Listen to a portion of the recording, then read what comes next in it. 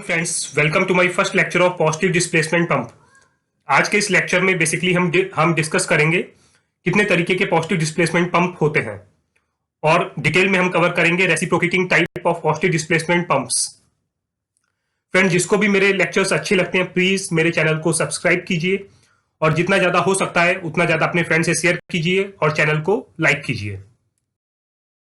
Friends, सबसे पहले हम डिस्कस करेंगे working of positive displacement pump कि एक्चुअली पॉजिटिव डिस्प्लेसमेंट पंप काम कैसे करता है।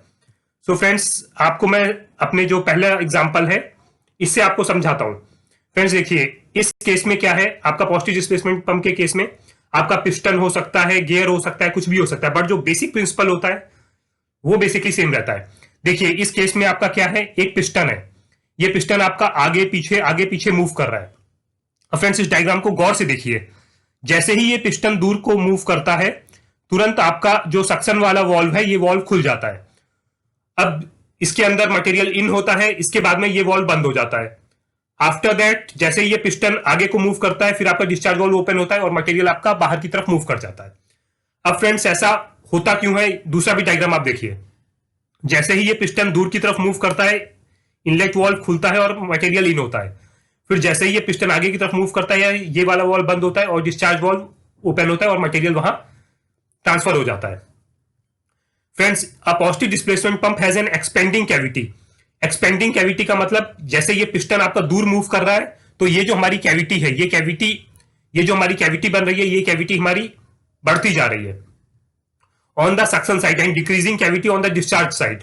और जब ये इधर को आता है तब हमारा डिस्चार्ज होता है। Liquid flows into the pump as the cavity on suction side expands. Friends, liquid जो है मेरा वो तभी इन होता है जब ये पिस्टन मेरा बाहर की तरफ मूव करता है। बिकॉज जब मेरा पिस्टन बाहर की तरफ मूव करता है तो उस केस में क्या होता है, ये देखिए, जैसे ये पिस्टन बाहर की तरफ मूव कर रहा है इस केस में क्या होता है, एक हल्का सा निगेटिव सक्शन वहां पे क्रिएट होता है, एक पार्शियल वैक्यूम वहां पे क्रिएट होता है, जिसकी वजह से क्या रहता है, बाहर जो लिक्विड पड़ा हुआ है जो एटमॉस्फेरिक प्रेशर पे है वो लिक्विड इजिली यहां पे मूव करता है। फ्रेंड्स देखिए, ये इस लाइन में मैंने क्लियर किया है। As the cavity on the suction side expands, a partial vacuum is created in the cylinder.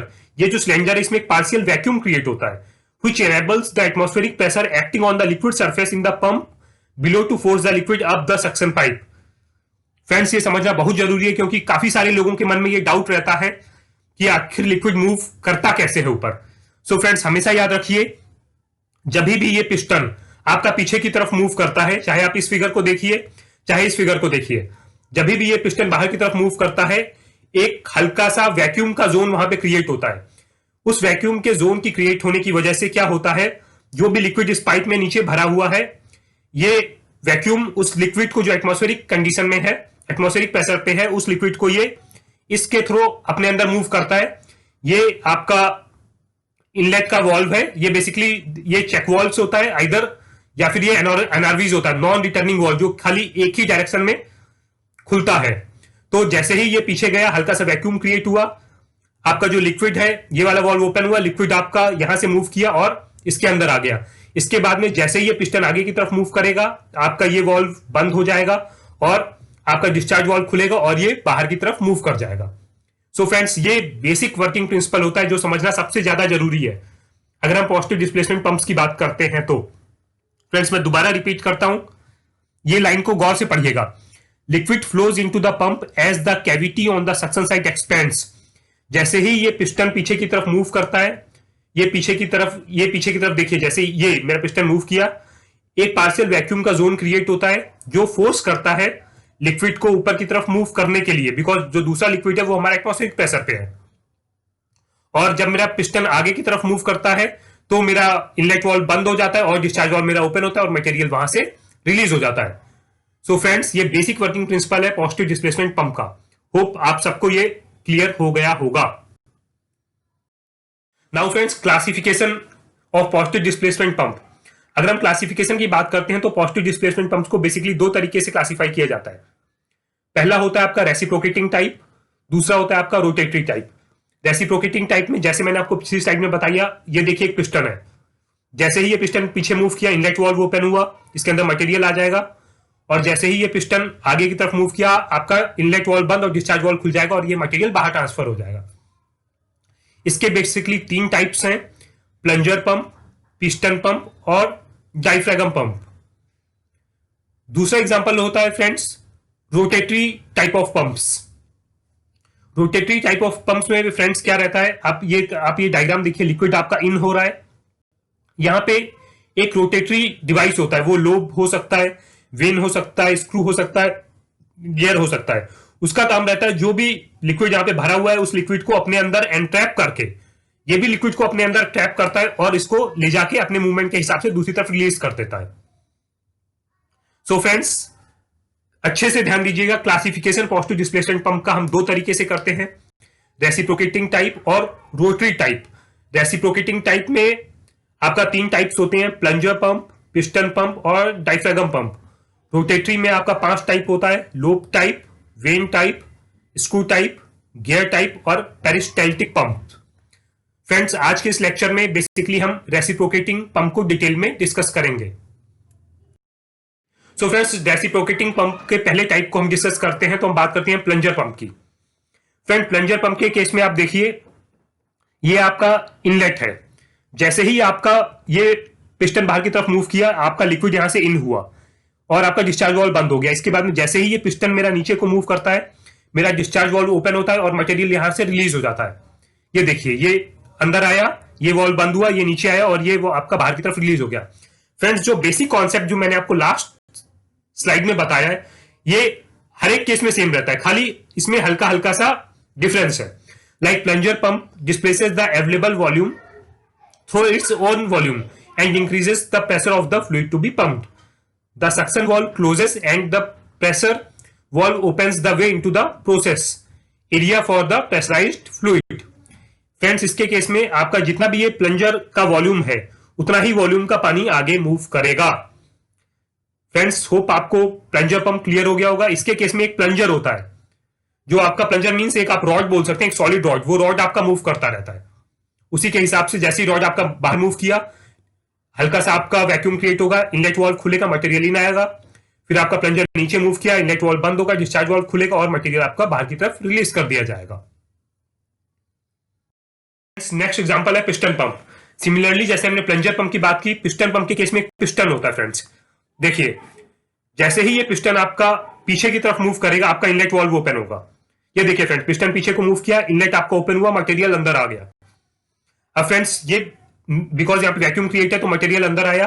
इसके बाद में पिस्टन में आपको अंदर की तरफ मूव किया, इनलेट वॉल्व बंद हो गया है और आपका मटेरियल को निकलने के लिए बाहर की तरफ का वॉल्व खुल गया, मटेरियल बाहर चला गया। ये जो दोनों वॉल्व्स लगे हुए होते हैं, ये बेसिकली आपके अनआरवीज होते हैं, non returning valves, non returnable valves, या फिर आपका चेक वॉल्व्स भी इनको कई बार बोलते हैं। और इन वॉल्व्स का काम ओनली वन डायरेक्शनल फ्लो ही करना रहता है। फ्रेंड्स इसमें देखिए, the piston displaces the available volume, जो पिस्टन है वो जितना भी अवेलेबल वॉल्यूम है उसको डिस्प्लेस करता है, and increases the pressure of the fluid to be pumped, और इसका जो प्रेशर है वो बढ़ा के इसको बाहर की तरफ डिस्चार्ज करता है। The suction valve closes and the pressure valve open the way into the process area for the pressurized fluid. जो इनलेट वाल्व है वो क्लोज होता है और डिस्चार्ज वाल्व आपका ओपन होता है, जिसकी वजह से ये जो मटेरियल है ये आपका बाहर की तरफ रिलीज हो जाता है। फ्रेंड्स थर्ड टाइप होता है मेरा डायफ्रागम पंप। इसका भी बेसिक वर्किंग प्रिंसिपल बिल्कुल सेम है। आप डायग्राम को थोड़ा कायदे से देखिए। इसके केस में एक डायफ्रागम होता है। ये डायफ्रागम आपका आगे पीछे ये एक फ्लेक्सिबल डायफ्रागम होता है। इसका ये आगे पीछे होता रहता है।